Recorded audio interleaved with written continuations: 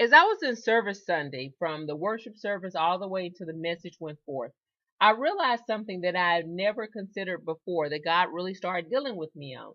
And what he was saying was sometimes we must walk in the storm to see the sun. Okay, let me explain to you.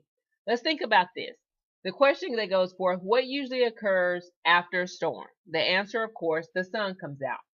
I thought in the past that I was doing good to realize that at times we get caught up in a storm, but that we have to ride it out and get through it. Okay. I thought I got that concept and thought that I was doing well by getting that concept.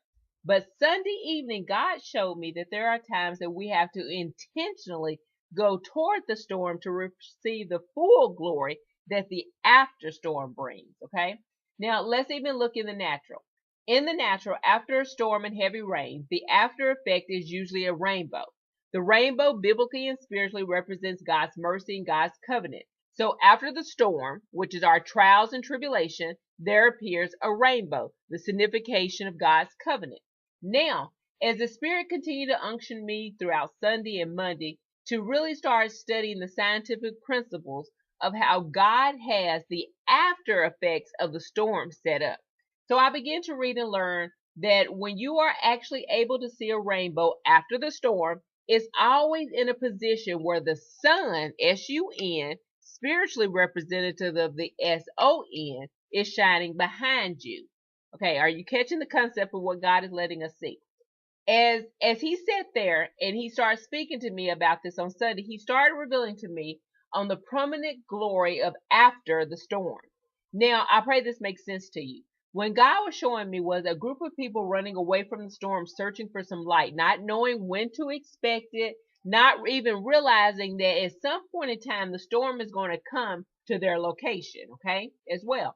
Now, then he showed me a very few people actually moving toward the current storm. The wind was raging, the rain was coming down. It was a storm. But God was instructing those few to face the storm and go in instead of run away from it. Now, what I got from this is often we are running away from the storm, the disorganization, the mess, the headaches, the uncomfortability, all of this, because we run away from it because we only see what is in front of us instead of actually looking past the storm to see the potential that is before us in the future of us, which is the prosperity, the confidence, the charity, the love, the excellence. Okay? So after the storm, there's accumulation of what happens to form the rainbow, God's covenant. There's the water, which is representative in the spiritual, is the Holy Spirit. Naturally, there's the sun, the S-U-N, representative in the spirit, the S-O-N. And then there's the rainbow, represented in the spirit of God. Okay? So after the storm, we have the mixture of the water, the sun, and the rainbow, the Holy Spirit, the Son, and the God that comes after the storm. We receive the covenant, the God's covenant, the glory, because we're able to look past it. Now, how this represents, we're talking a lot on Excel in 2012 about that this is a now movement, that we have to go forth and push in our now. Now, in order to go forward, a lot of times we have to step in areas that may seem like storms to us. It's going to be areas where we're going to see difficulties, where we're going to come, where things are going to come at us. It's not going to be just crisp and clean all the time. It's going to seem like we're stepping in a storm. But I think what God is trying to let us know is that there's opportunities while facing the storm where we're going to be able to see some immediate gratification of what happens after the storm, because we're going into the storm.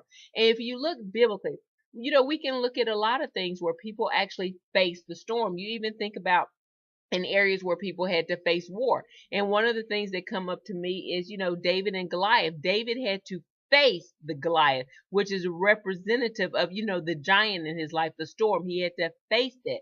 So there's a lot of areas that we have to face instead of running away. So I hope this encouraged you to some extent to know that there's going to be points in your life, even as God is telling you to move forward in your now, to go forth and accomplish the things that you need to do in this season, that it's not always going to seem like a sunshiny, glorious, aspect. At times, it's going to be like you're going into a storm. But just know that even when you're going into a storm, that the sun is going to come out. That's the after effects of the storm. So go forth in all that God is calling you to do in this season and this time. God bless all of you and excel to your magnitude in 2012. Go forth in your now and do all that God is calling you to do at this season.